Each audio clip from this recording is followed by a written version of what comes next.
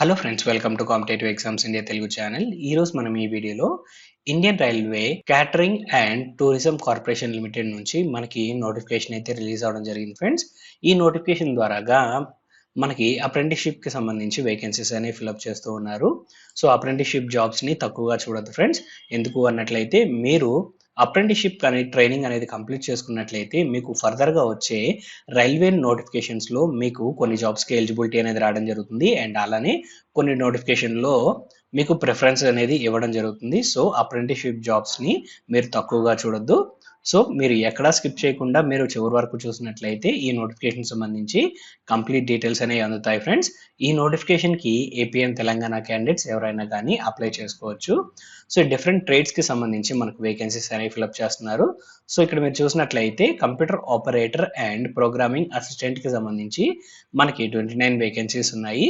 10th క్లాస్‌తో పాటు IT అనేది complete చేసుకోవాలి. ఎన్‌సీవీటీ ద్వారా కానీ, ఎస్‌సీవీటీ ద్వారా కానీ 12 మంత్స్ వరకు మనకి అప్రెంటిస్‌షిప్ జాబ్స్ అనేవి ఇవ్వడం జరుగుతుంది.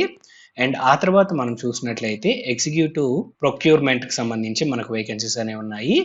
క్యాటరింగ్‌కి ఈ జాబ్స్‌కి మనము గ్రాడ్యుయేషన్ అనేది కంప్లీట్ చేసుకోవాలి. మనము కామర్స్ నుంచి గానీ, లేదా సప్లై చైన్ నుంచి గానీ, లేదా వీటికి ఈక్వలెంట్ కోర్సెస్ కానీ, లేదా సీఏ ఇంటర్ గానీ కంప్లీట్ చేసుకోవాల్సి ఉంటుంది. అండ్ నెక్స్ట్ ఎగ్జిక్యూటివ్ హెచ్ఆర్‌కి సంబంధించి వేకెన్సీస్ ఉన్నాయి. ఫైనాన్స్ అండ్ హెచ్ఆర్‌లో మనకి గ్రాడ్యుయేషన్ అనేది కంప్లీట్ చేసుకోవాలి. ఏ గ్రాడ్యుయేషన్ అయినా పర్లేదు. 12 మంత్స్ వరకు మనకి ట్రైనింగ్ అనేది ఉంటుంది. అండ్ నెక్స్ట్ హ్యూమన్ రిసోర్స్ ట్రైనింగ్‌కి సంబంధించి మనకి వేకెన్సీస్ ఉన్నాయి. ఈ జాబ్స్‌కి మనం గ్రాడ్యుయేషన్ అనేది కంప్లీట్ చేసుకోవాలి. ఈ జాబ్ 6 మంత్స్ వరకు మనకైతే ఇవ్వడం జరుగుతుంది ఫ్రెండ్స్. ఈ అప్రెంటిస్‌షిప్ జాబ్. నెక్స్ట్ మనకి ఇక్కడ మీడియా కోఆర్డినేటర్‌గా మనకైతే వేకెన్సీస్ ఉన్నాయి. ఇక్కడ కూడా గ్రాడ్యుయేషన్ అనేది కంప్లీట్ చేసుకోవాల్సి ఉంటుంది. లేదా పర్సూవింగ్ అయినా అప్లై చేసుకోవచ్చు. ఈ జాబ్స్‌కి 12 మంత్స్ వరకు మనకు ట్రైనింగ్ అనేది ప్రొవైడ్ చేయడం జరుగుతుంది. ఏజ్ లిమిట్ వచ్చేటప్పటికి minimum 15 and maximum 25 years friends. SC, ST క్యాండిడేట్స్‌కి 5 ఇయర్స్, ఓబీసీకి 3 ఇయర్స్ వరకు ఏజ్ రిలాక్సేషన్ ఉంది. ఎక్స్ సర్వీస్ మ్యాన్‌కి 10 ఇయర్స్ అండ్ అలానే ఫిజికల్లీ ఛాలెంజ్డ్‌కి కూడా 10 ఇయర్స్ వరకు ఏజ్ రిలాక్సేషన్. పోస్టింగ్ వచ్చేటప్పటికి ఐఆర్‌సీటీసీ నార్త్ జోన్‌లో ఎక్కడైనా మనకి పోస్టింగ్ అనేది ఉండొచ్చు.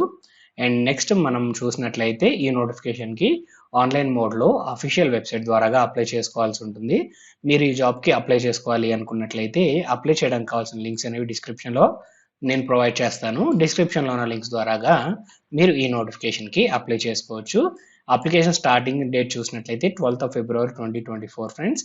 And last date of application చూసినట్లయితే 27th ఆఫ్ ఫిబ్రవరి 2024. సో, ఈ జాబ్స్‌కి మనము 10th క్లాస్ అనేది పాస్ అవ్వాలి ఫ్రెండ్స్.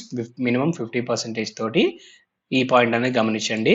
అండ్ నెక్స్ట్ మనం మూవ్ ఆన్ అయినట్లయితే సెలక్షన్ ప్రాసెస్‌కి సంబంధించిన డీటెయిల్స్ ఫ్రెండ్స్.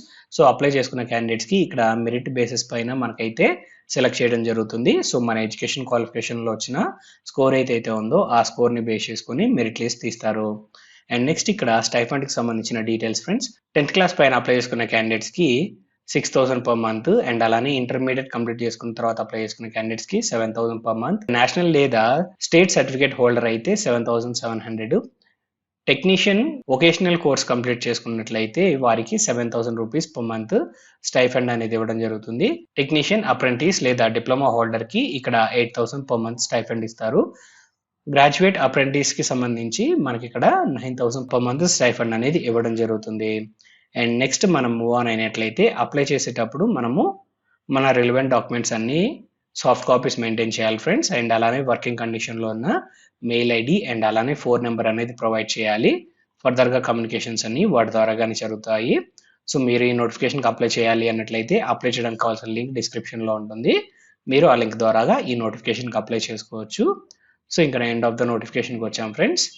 ఈ నోటిఫికేషన్‌కి సంబంధించి కంప్లీట్ డీటెయిల్స్ అనేవి మీకు ప్రొవైడ్ చేశానని ఆశిస్తున్నాను. ఈ వీడియో కనుక మీకు నచ్చినట్లయితే please like, share and subscribe to our channel. Thank you.